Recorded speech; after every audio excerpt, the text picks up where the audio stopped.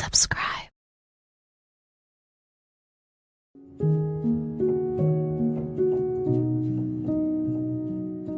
No question, Ronnie Kray didn't want to do anything other than be a gangster. He knew there was money in being a gangster, but the power was more important to him.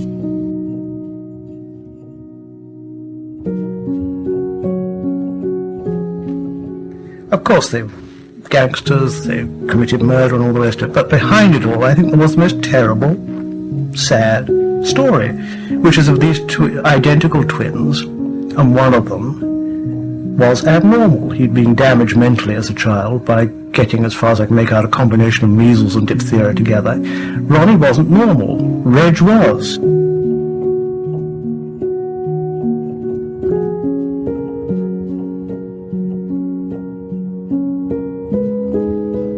Ronnie, what do you think about Clubland and all? Well, I think most clubs are very respectable, you know, and I don't think there's any trouble at all in them, except occasionally.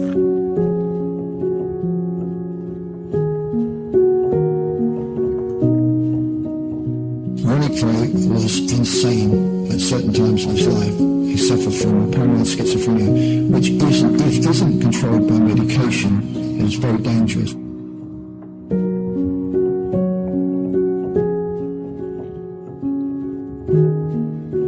He wanted to be Legstone and Al Capone. He wanted to be the Colonel, you know.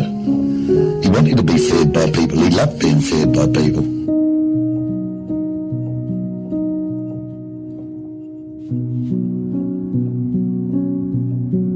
Ronnie was getting too violent, and all Ronnie wanted to do was hurt everybody, you know. Couldn't be happy to get up and have a night out or a day out without someone's got to get hurt somewhere through some ludicrous thing, you know.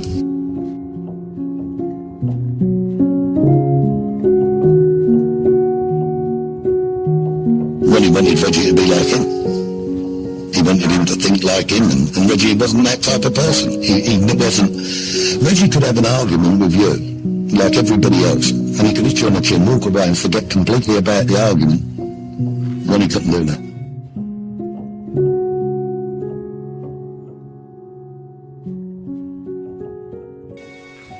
You know, Ronnie would, mentally, he would want to really hurt you, and hurt you bad. Ron was terrifying. He wanted to be. He really could look so evil. I mean, just hear Ron say, "You cunt." There's in a way no one has ever said it in my life before.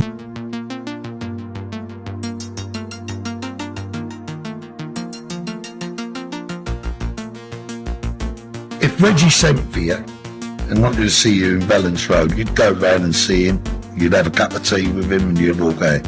If Ronnie sent for you, you'd take six pairs of pants with you. That's the difference between the two of them.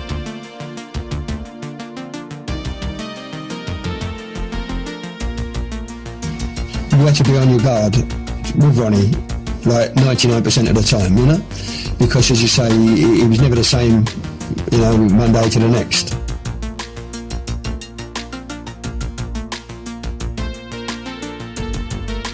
Reggie was more businesslike, a bit more sensible, violent.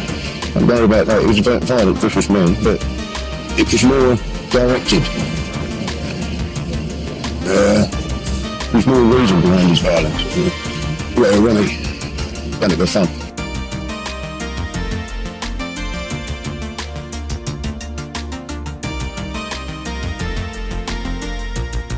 He was feared, and anybody that said they wasn't frightened of him is telling lies. You know, I mean, I've heard loads of rubbish in the papers and seen all the rest of it.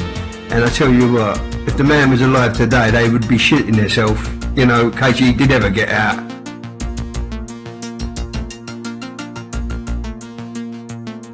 You wouldn't insult Ronnie. You wouldn't say one word about Ronnie. Because if he heard of it, he would come looking for you, yeah.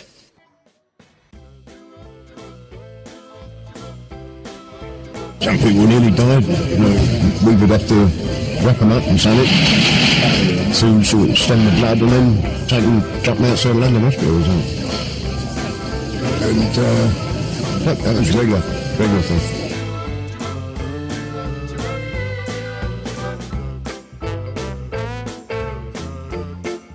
Leicester looked after him ever since he was about 17 onwards with pills, yeah, every single day.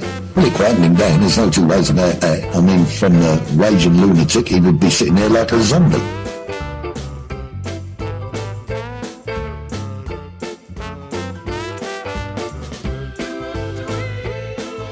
He wasn't the same person one day as he was the day before, you know?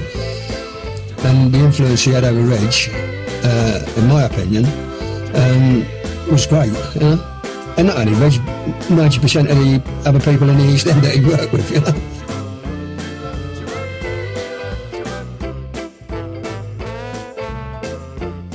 Cornell, there was no point in shooting the poor bugger. No point at all.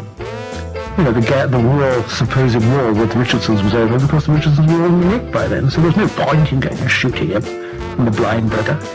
But it was necessary for the cult.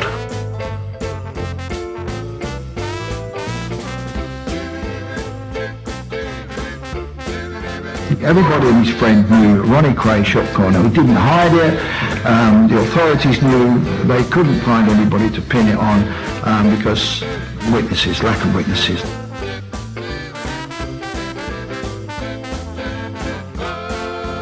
I have nightmares today over what Ronnie Kray done to me.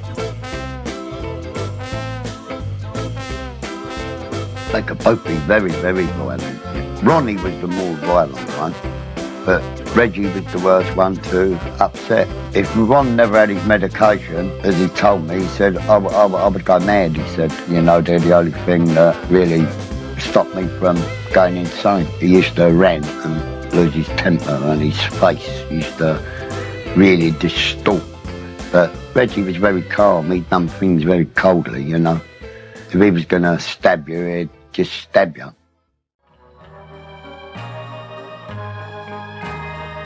I think where Ronnie would have killed in anger, Reggie would have killed in hate. I can remember someone coming into the club and Reggie Kray shoving a comb through their cheeks.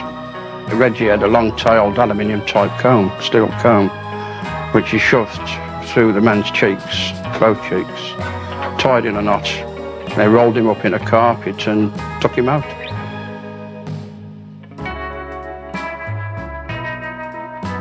They weren't rough, really rough people. They were quite gentlemen, you know. It was only if you crossed their path the wrong way that you suffered. And Reggie had a big 8-inch hunting knife with a barbed edge on it.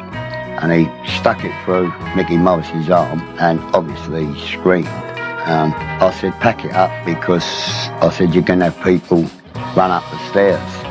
And Ronnie said, never mind about packing it up. He said, do it properly, Reg, do it properly. Put it up his guts, put it up his guts.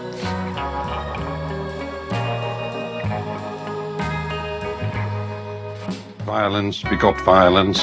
They knew it paid off. So, being twins, the Krays, everybody feared them. They had what they called their regular pensions to collect. That was from like protection from clubs and gambling casinos and things like that. And then they had their fingers in a lot of other pies, like, you know, where they'd demand a little bit here and a little bit there off of people who had done naughty things but they couldn't really go to the police about, so they'd get money that way.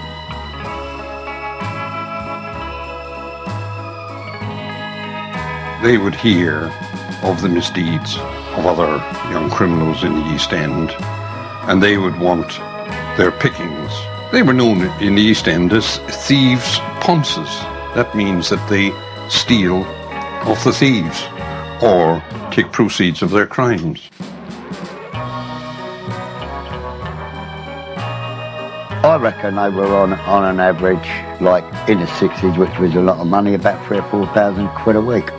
But the money wasn't ever going in and smashing a place up. It was already there. In actual fact, you went in, you had a cup of tea or a pint.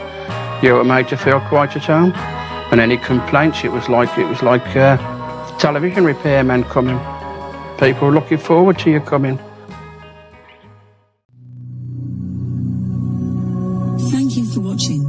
enjoyed the video, please join our Facebook group.